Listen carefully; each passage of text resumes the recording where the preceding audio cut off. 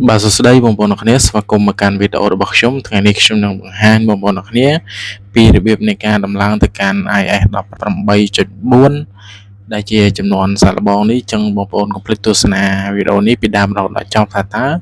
យើងដំឡើងវាបានដោយរបៀបណាចឹងដំបូងបងប្អូនត្រូវចូលមកកាន់ setting បន្ទាប់ពីបងប្អូនធ្វើការចូលមកកាន់ setting ហើយបងប្អូនអូសមកខាងក្រោមបងប្អូនចូលមកកាន់ពាក្យថា general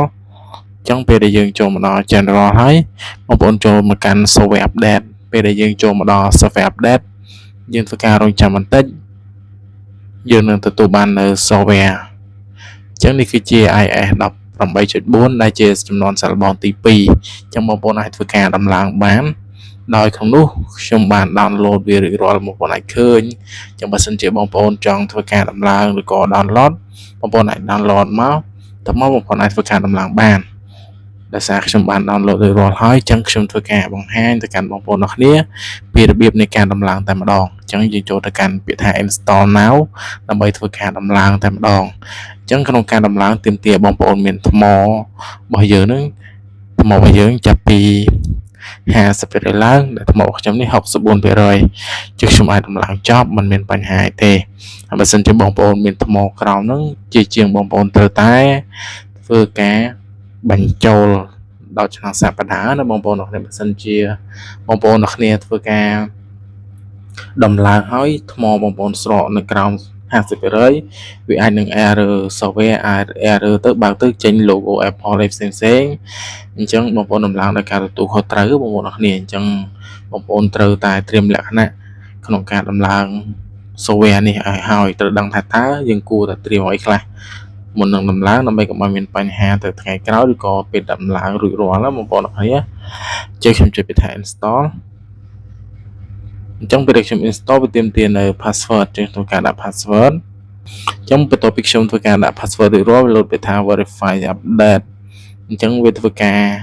verify ដើម្បី update software របស់យើងណាបងប្អូនអរគ្នាហើយនៅវីដេអូបន្ទាប់ខ្ញុំនឹងបង្ហាញបងប្អូនអរគ្នាពីចំណុចថ្មីនៃ software iOS 18.4 នេះថាតើមានអ្វីថ្មីខ្លះចាំបងប្អូនអរគ្នាកុំភ្លេចតាមដានវីដេអូរបស់ខ្ញុំនៅវីដេអូបន្ទាប់ហើយ follow ក៏ដូចជា subscribe នៅ channel ខ្ញុំម្នាក់មួយផងអញ្ចឹងវាបាន download ហើយបងប្អូនអរគ្នាអញ្ចឹងបន្ទាប់ពី download ហើយបងប្អូនធ្វើការរងចាំវាបន្តិចដើម្បីឲ្យទូរស័ព្ទរបស់យើងវាដំណើរការមកវិញអញ្ចឹងយើងរងចាំវាបន្តិចទេបងប្អូនអរគ្នា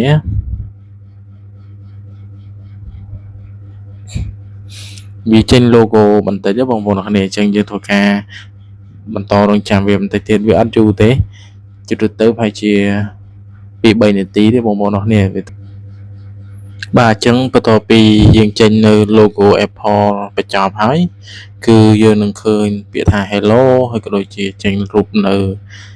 logo Apple ID របស់យើងណាអញ្ចឹងយើងធ្វើការចុចបើកតែម្ដងចុចខ្ញុំចុចបើកមកដើម្បីធ្វើការវាយ password នៃទូរស័ព្ទដៃរបស់យើងអញ្ចឹងដោយសារទូរស័ព្ទរបស់ខ្ញុំចុច password ដល់បងប្អូនអរគ្នាអញ្ចឹងវាដាក់ថា software update complete អញ្ចឹងបងប្អូនអាចចុចពាក្យថា continue នេះមកបន្ទាប់ពីបងប្អូនធ្វើការចុចពាក្យថា continue នេះចាំបងប្អូនធ្វើការរងចាំវាបន្តិចណាបងប្អូនអរគ្នាដើម្បីឲ្យវាចូលទៅកាន់ home screen របស់យើងណា